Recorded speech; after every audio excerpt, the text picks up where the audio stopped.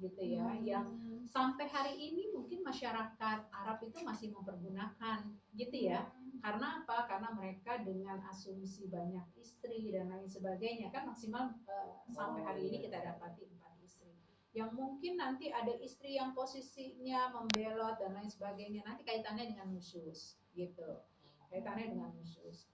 Nah, jadi sebetulnya kalau dilihat dalam kerangka sejarahnya, ya tadi ketika Islam belum muncul, mereka punya ide-ide cemerlang untuk ngapain istri aja, karena seorang perempuan tidak ada nilainya di masa dulu, gitu ya. Mereka bisa jadi selir, mereka bisa jadi budak dan lain sebagainya, sehingga mudah banget perempuan itu dapat ketidakhormatan, ya. Sekalipun mereka tanda petik memiliki tingkat kekayaan yang sangat tinggi, gitu, memiliki kedudukan yang sangat tinggi. Tetapi kalau sudah berada dalam posisi orang tuanya wafat, apalagi dia menjadi yatim, itu udah nggak ada nilainya sama sekali.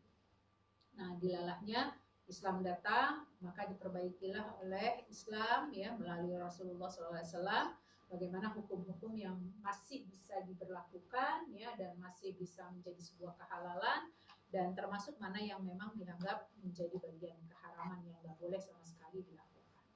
Tapi keharaman ini juga tetap masih ada yang melakukan, kayak misalnya apa, nikah mut'ah gitu ya, kemudian nikah bergonta-ganti pasangan gitu ya. Bergonta-ganti pasangan ini sampai hari ini yang namanya di masyarakat Yahudi itu masih gitu ya.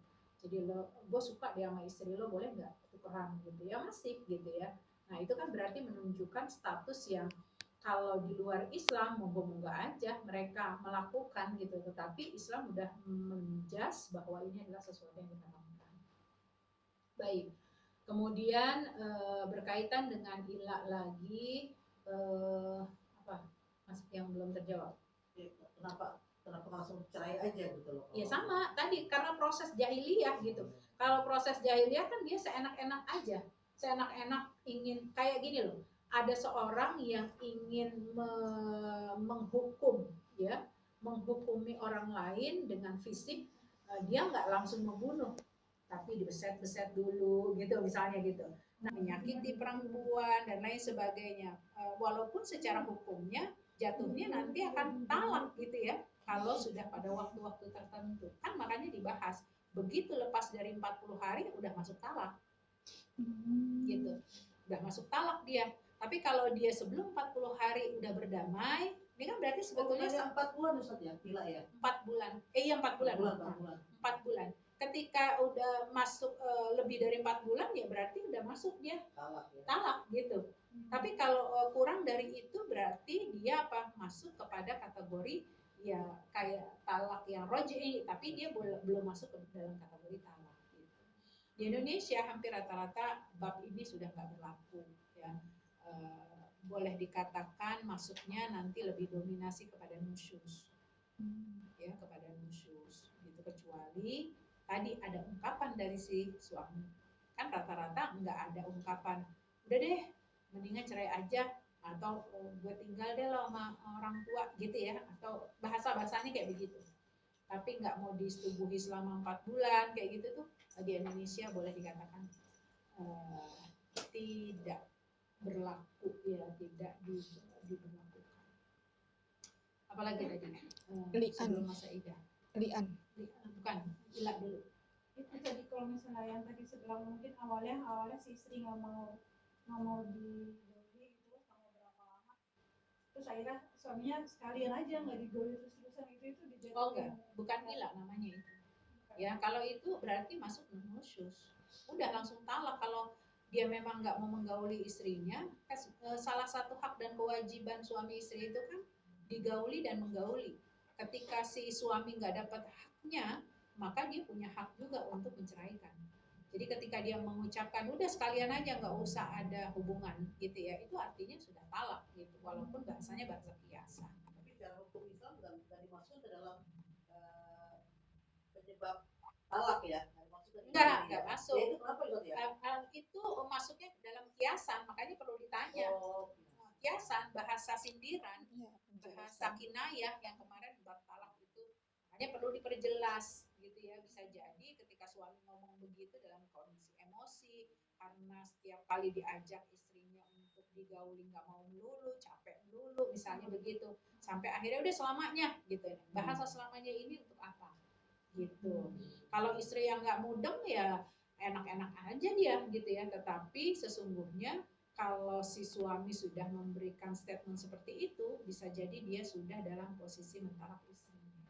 Dan haram kan hukumnya kalau posisi dia melakukan hubungan badan seksual pada saat masa iddahnya sudah habis. Baik, kemudian yang kedua li'an. Li'an itu posisinya adalah seorang suami menuduh istrinya berzina atau menuduh kehamilan yang ada di kandungan istrinya itu bukanlah janinnya, bukanlah benihnya. Ya. Nah, prinsipnya tuduhan ini tidak diberlakukan dalam Islam kecuali satu, menghadirkan 4 saksi. Gitu. Kalau 4 saksi ini nggak bisa, maka lakukan 5 kali sumpah. Jadi poin pertama adalah saksinya terlebih dahulu, 4 saksi.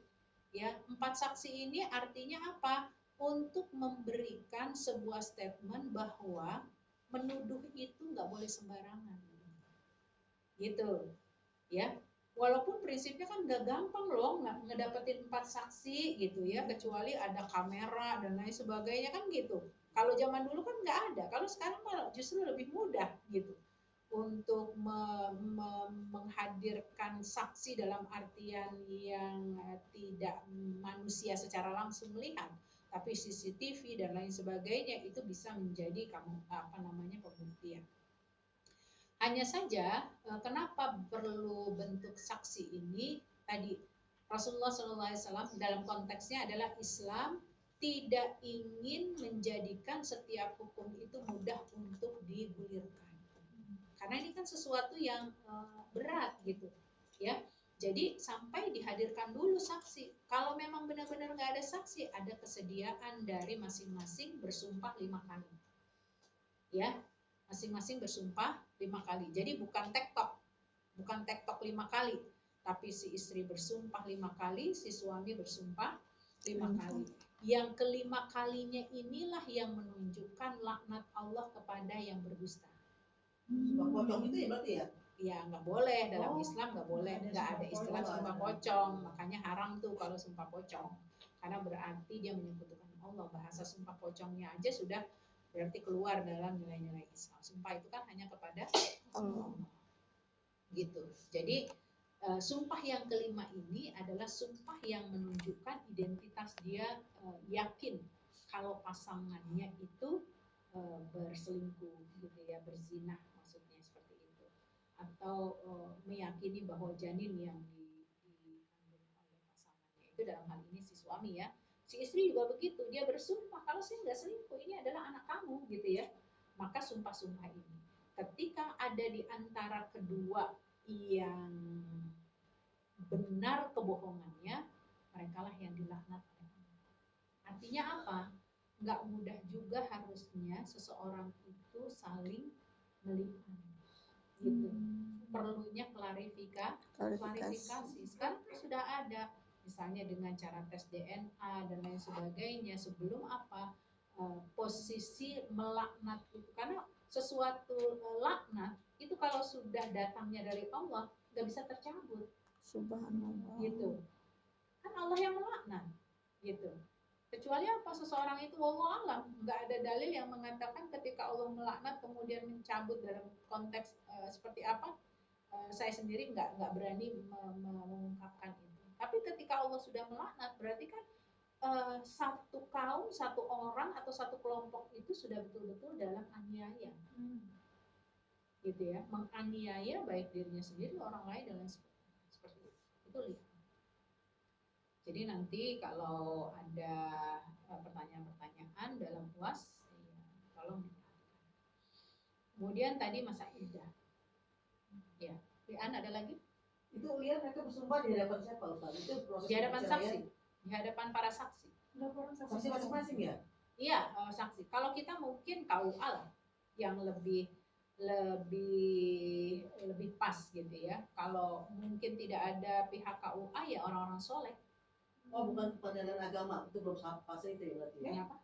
Belum sampai fase itu ya. Kenapa? Jadi pada saat dia melian, saling melian itu, jadi belum masuk fase ke pengadilan agama ya. Ya belum. Oh. Jadi ke pengadilan agama itu boleh juga mereka minta ke KUA gitu kan. KUA itu kaki tangannya pengadilan kan gitu. Jadi pihak yang memang menikahkan mereka atau pihak yang orang-orang soleh yang menjadi saksi ketika mereka menikah gitu. Karena kan tadi ada rukunnya li'an itu. Ya suami yang sah yang ngeli'an gitu ya. Bukan kumpul kebonya gitu loh. Tapi emang suami sah, dia boleh meli'an istrinya karena emang dia suami yang sah kan gitu ya, dan seterusnya. Terus kemudian tadi masa iddah berlaku kepada seorang wanita yang baru menikah tapi belum digauli. Ketika dia belum digauli ada dua pendapat ulama. Yang pertama tidak ada masa iddah, ya. Yang kedua ada masa iddah 3 bulan, 30 baik sucinya maupun haidnya. Jadi mungkin bahasa ini lebih kental kepada personil yang akan mengambilnya, gitu ya. Apakah dia akan mengatakan bahwa saya sudah habis masa iddahnya ketika memang dia belum disetujui. Karena ada kasus ya di satu wilayah di Indonesia. Satu lagi kasusnya di Malaysia.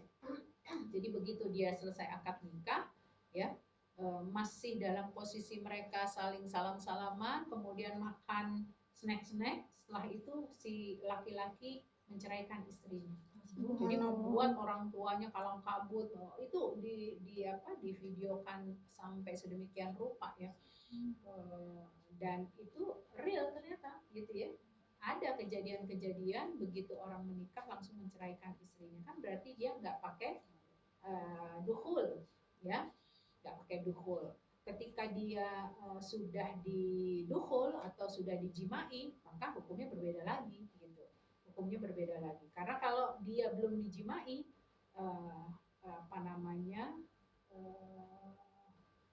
mahar, ya, mahar itu tidak sepenuhnya milik istri, gitu. Tidak sepenuhnya milik istri. Tapi kalau sudah didukhul, mahar itu sepenuhnya milik istri, gitu. Sekalipun posisinya dia tidak mengalami kehamilan. Gitu. Kalau mengalami kehamilan, tentu masa iddahnya berbeda. Gitu.